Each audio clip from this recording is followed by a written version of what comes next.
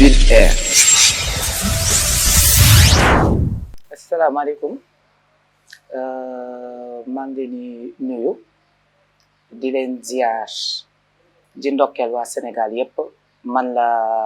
Charlotte Mansal madame Gandiol nekk éleveur républicain bokk ci kuréel yi nga xam ni dañoo ñëw jokku ci convergence des éleveurs pour l'émergence du Sénégal dirigé par le coordinateur duum22, député à l'Assemblée nationale. Man Charlotte dama occupé poste bi nga xam ni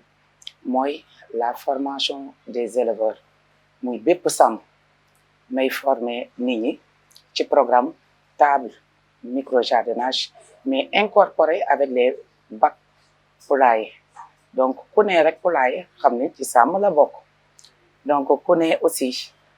xar xam ni jigéen ñi fu mu toll nii ñëpp ngi dugg ci ay programme mu xar donc ñii di def meew mais man loolu yëpp dama ko tënk di accompagner femmes yi ci programme financement et suivi suñu coordinateur duum22 di ci def kéemtalaay kàttanam ci ci accompagnement financement yi. waaw sant yàlla rek tout récemment en 2021 amoon nañ benn partenariat ak la direction de l'horticulture dirigée par le DG Macoumba Diouf mu amoon benn partenariat ak la convergence pour 5000 femmes yàlla def na formé nañ déjà 107 yoo xam ni kenn ku ci nekk am nga sa xam-xamu bopp ñenn ñi ñu ngi leen orienté ci banque yi mais attestation yi moom la ñuy xaar pour mën a concrétiser quoi que ce soit parce que Aliou ci li mu yëngu mooy formation et suivi accompagnement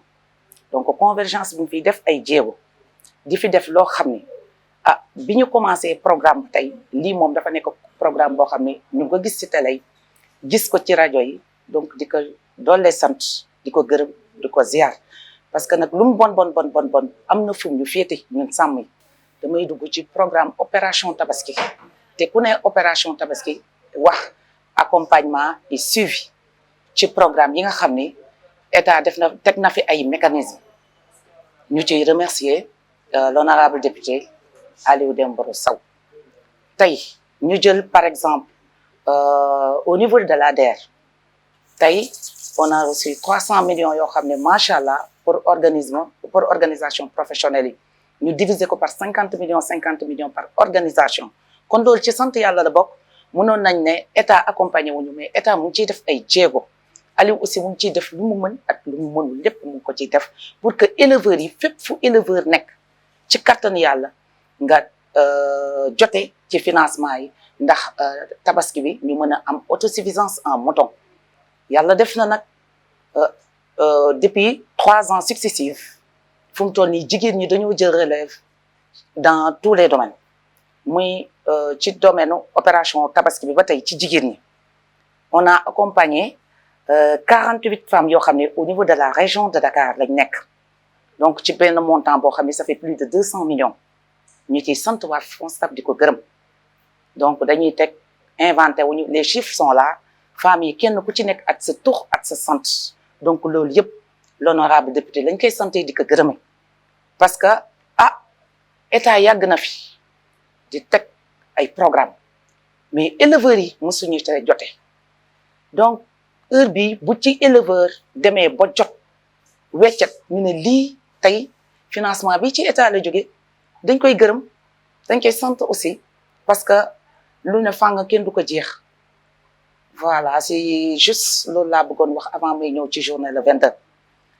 ñun nag journée de 22 bi ñu ngi koy préparé par coordination au niveau des départements dans la région de Dakar comme au niveau de la région am na la présidente des femmes mu ngi ciy def ay jéego moom le secrétaire général mais tey au niveau de la région de Dakar chaque commune chaque département chaque quartier am nañ ci ay points focaux yoo xam ne xam nañ nañuy demee ci journée ba parce que journée bi kat du journée duum22 journée son excellence le président Macky Sall la donc éleveurs yi ñoo kontaan ci li mu def éleveurs yi tey ñoo kontaan ci li mu teg ñu koy delloo njukkal du ma wax sax ay waxu TER du ma wax sax ay waxu BRT parce que ñun suñu programme mooy élevage sàmm mais tey ku jëmale suñu sàmm ji kanam tey am naa ci yaakaar waxuma la njukkal waane lépp lu ñu yor dañ ko war a delloo donc di ko santaat di ko gërëm son excellence le président Macky Sall am naa ci yaakaar bu doon keneen la du ko def mais daf ñu jox benn importance boo xam ne tey dafa jéggi dayo moo tax ñu war ko sargal journée bi nag ñu ci woo ñëpp muy éleveur